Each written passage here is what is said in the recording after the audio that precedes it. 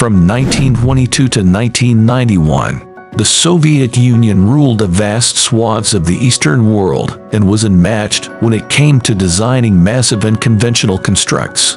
We took a look at their laser tanks, their mechanical sea monsters, even their flying fortresses. But that was just the tip of this red iceberg. From hovercraft tanks and flying submarines to triangular helicopters, it's time to buckle up, comrades, as we take a look at even more mind-bending machines designed by the Soviet Union, the hover tank. In 1959, engineer Christopher Cockerill traveled from Dover to Calais on his experimental hovercraft, with many assuming him to be the founding father of hovercraft technology. But actually, the concept of the hovercraft was first launched in the Soviet Union way back in 1935 by engineer Vladimir Levkav. After multiple trials of mechanized air cushion, technology proved triumphant over difficult terrain like marshlands and waterlogged areas. Levkov realized the true potential of this tech, and so in 1937, the prototype of the L5 was created. This torpedo craft was made of a full metal double-lumen hull with a glazed cabin, a turret machine gun mount, and large tail fins.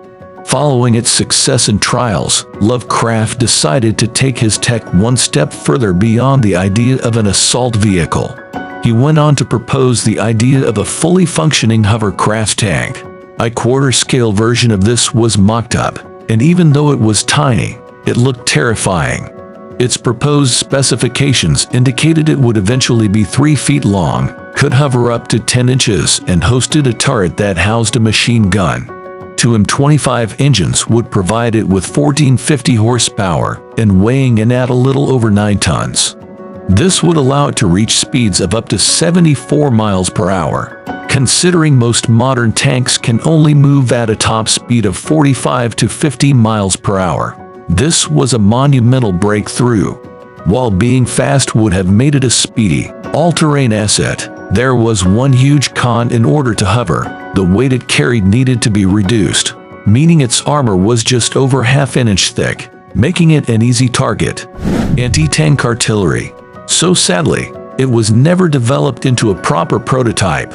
However, in the 1960s, this research helped inspire the development of Object 760. This running mock-up was everything the original hover tank had hoped to be, only more badass. Instead of a machine gun, this thing hosted a 73mm to a 2-weight cannon as its main armament and could hover high enough to avoid anti-tank landmines, making it perfect for reconnaissance missions. Unfortunately, the Soviet Union collapsed in 1991 before it could be put into full production. Man, if only they'd had a fleet of these things to help cushion the fall. Mendeleev tank. Tank designs have really evolved over the years, and nothing makes that clearer than looking at one of the early Russian shoeboxes. Tanks. In 1911, a little over a decade before the Soviet Union was established, the Mendeleev Robinson tank was designed. And you can kind of see why I confused it with a showbox right now, albeit a 42-foot long, 32-foot wide showbox. This rectangular unit with 100mm thick armor was designed to carry a crew who would operate the 120mm kinetic gun attached to its front alongside the light machine gun in the turret on its top. The cannon would be able to swivel left and right as well as up and down, and feature a specialized recoil system instead of a fixed amount, making it incredibly sophisticated for the time. But the most sophisticated part of this design was its propulsion system alongside the use of continuous tracks. It would employ pneumatic piston suspension, allowing individual wheels to be lowered and elevated to whatever height the terrain required. It also meant the tank could bunker down when necessary, transforming it into a mobile fortress. What's more, it was also supposed to combine with a device that would allow the entire machine to use railway tracks so it could move on its own or be towed by a train.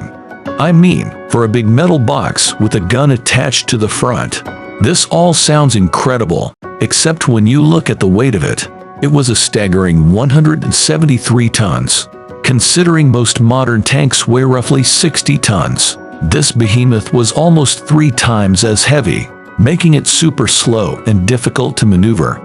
Because of that, the project quite literally never got off the ground. It failed to secure financial support from backers and the government, leaving it as a series of plans on paper. Well, if you want to make a smaller, lighter prototype, might I suggest a show box, a straw, and some crazy glue. T-42. In 1951, the USI produced a prototype tank called the T-42, weighing in at 36 tons. This medium tank was designed to be a more heavily armored version of the popular M46 pattern tank. But interestingly, the T-42 actually shared its name with a Soviet tank designed back in 1930. But there was nothing medium about this bad boy.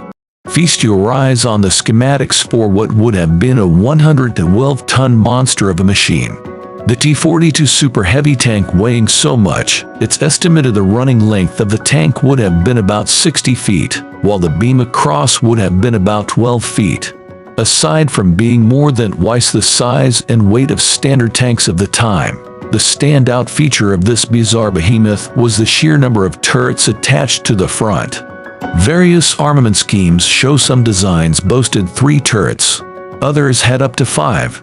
And almost all of them contained a 107mm 1910/30 field gun as the main armament. Smaller turrets housed 45mm anti-tank guns and up to 580mm machine guns, while the armor of the thing itself, at least up at the front, was some 3.5 inches thick. This thing was practically a rolling fortress powered by multiple diesel-fueled engines that would output some 2,000 horsepower.